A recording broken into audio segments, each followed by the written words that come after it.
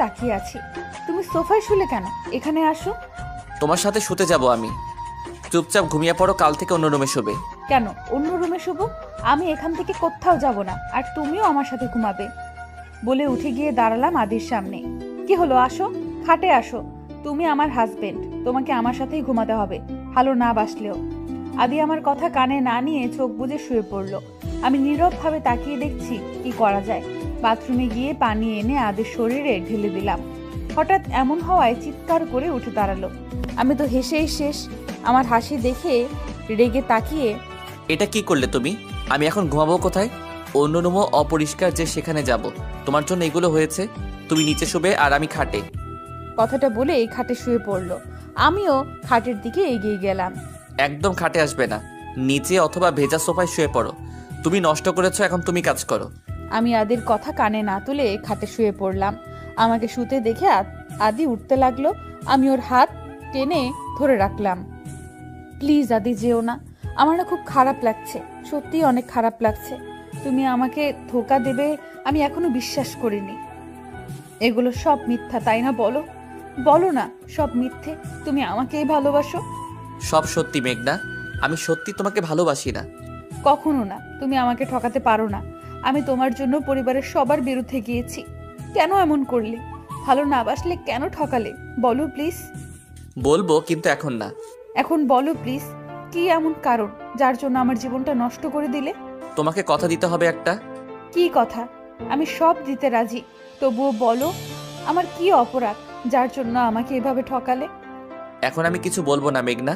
যেদিন তুমি সব জানবে সেদিন আমার লাইফ থেকে তোমাকে চিরদিনের জন্য চলে যেতে। আদি, এমন একটা কথা তুমি বলতে পারলে? আমি তোমাকে ছেড়ে চলে যাব?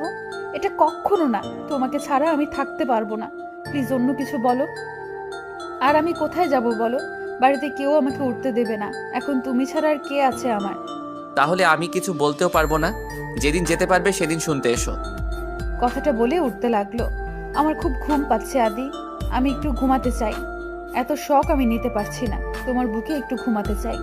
বলে আদির বুকে মাথা রাখলাম। প্রথমে উঠতে চাইলেও পরে আর ওঠেনি। আমি কখন ঘুমিয়ে গেছি জানি না। সকালে নিজেকে মনে হচ্ছে কেউ বেঁধে রেখেছে। তাকিয়ে দেখি আদির বুকে আমি, আর সে আমাকে আষ্টে পৃষ্ঠে জড়িয়ে ধরে ঘুমাচ্ছে। এটা দেখে মুখে হাসি ফুটে উঠল। কাল তো আমার সাথে শুতেই চাইলো না, আর এখন এভাবে ঘুমাচ্ছে। মাথাটা উঁচু করে মুখের দিকে তাকালাম। কত মায়াবী লাগছে দেখতে। আমি তো এটাই চাইছিলাম। সকালে ঘুম থেকে আগে আদির মুখ দেখব, তা আমার পূরণ হয়েছে।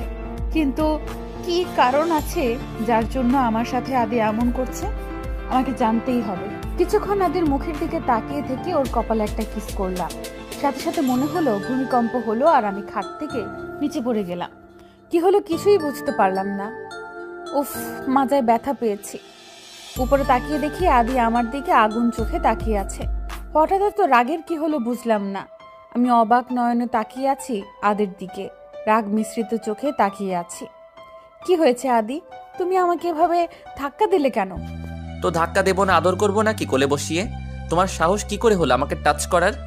মানে কি বলতে চাইছো? তোমাকে আমি টাচ করতে পারবো না? না। কেন? তুমি আমার স্বামী, আমার পুরো অধিকার আছে তোমাকে টাচ করার। আছে, কিন্তু আমি তোমাকে সেই অধিকার দেইনি, আর দেবও না। আমি অন্য কাউকে ভালোবাসি। কিছুদিন পর তাকে বিয়ে করব। তোমাকে শুধু কষ্ট দেওয়ার জন্য আমি বিয়ে করেছি। খুব তাড়াতাড়ি তোমাকে ডিভোর্স দিয়ে নিশিকে বিয়ে। কিছুই বুঝছি না। এখন আর কথা বলছে না। মুখের দিকে তাকিয়ে দেখি ঘুমিয়ে গেছে। কি বলতেছিল আদি? শুধু ধোকা দিয়েছে কেন? এটা বুঝেছি। কে কাকে ধোকা দিয়েছে? খেয়ে এসেছে নাকি কে জানে। নিচে এসে কি করা যায় ভাবছি। পুরো কিচেন ঘুরে নুডলস পেলাম। আমার খুব পছন্দ।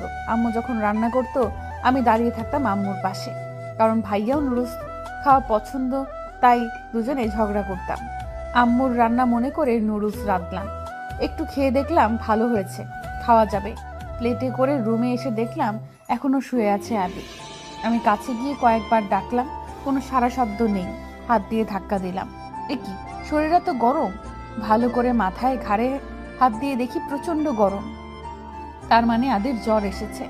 এত জ্বর, এখন কি করব? আমি তো কাউকে চিনিও না যে এখানকার ডাক্তার পাবো কই। আমার জ্বর আসলে আম্মু পানি ভিজিয়ে দিত, আমিও তাই করি, দেখি কাজ হয় নাকি। অনেকক্ষণ দিলাম কিন্তু কিছুই হচ্ছে না। আদির নাম্বার নিয়ে দারোয়ান কাকাকে ফোন দিলাম, সেও ফোন ধরছে না। কয়েকবার ফোন দিয়ে রেখে দিলাম, মনে হয় ঘুমিয়ে পড়েছে। একটু পর কলিং বেল বাজানোর শব্দ পেলাম। এত রাতে আবার কে এলো? দরজার কাছে এসে বললাম, কে? ম্যাডাম, আমি শফিক। আপনাদের দারোয়ান আমাকে ফোন দিয়েছিল। আদি বাবা। ও হ্যাঁ, আপনি আপনি তো আমার ফোন রিসিভ করছিলেন না। দরজা খুললাম। কি হয়েছে ম্যাডাম? এত রাতে ফোন দিয়েছিল কেন? আদি বাবা? আদি না, আমি দিয়েছিলাম। কেন, কি হয়েছে? আদির অনেক জ্বর এসেছে, আমি কি করব ভেবে পাচ্ছি না। আপনি একটু ডাক্তারকে খবর দিতে পারবেন? পারবো। আপনি এত চিন্তা করেন না, আমি আসছি। একটু পর শফিক ডাক্তার নিয়ে আসে। 2 দিন জ্বর থাকে। আদির এত কষ্ট হচ্ছিল, আর উঠতে পারে নাই। আমাকে কিছু বলেনি উনি। এই 2 দিন আমি ওর সাথেই থেকেছি। দারোয়ান কাকাকে বলে বাইরে থেকে খাবার আনিয়ে খাওয়া হয়েছে। এদিকে মেঘনার বাবা মা মেয়ের চিন্তায় শেষ। আমার মেয়েটা কোথায় চলে গেল? 4 দিন হয়ে গেছে মেয়েটা নিখোঁজ। তুমি যদি মেনে নিতে ওই ছেলেকে, তাহলে আজ মেয়েটা চলে যেত না। কোথায় আছে, কি করছে, কে জানে। ওই মেয়ের জন্য কেঁদে কি হবে? সে কি আমাদের কথা ভেবেছে?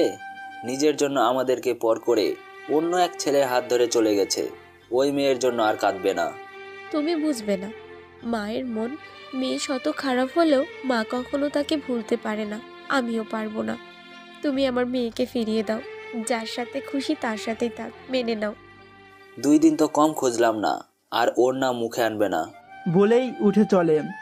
রুমা বেগম মেয়ের জন্য কষ্ট পাচ্ছে।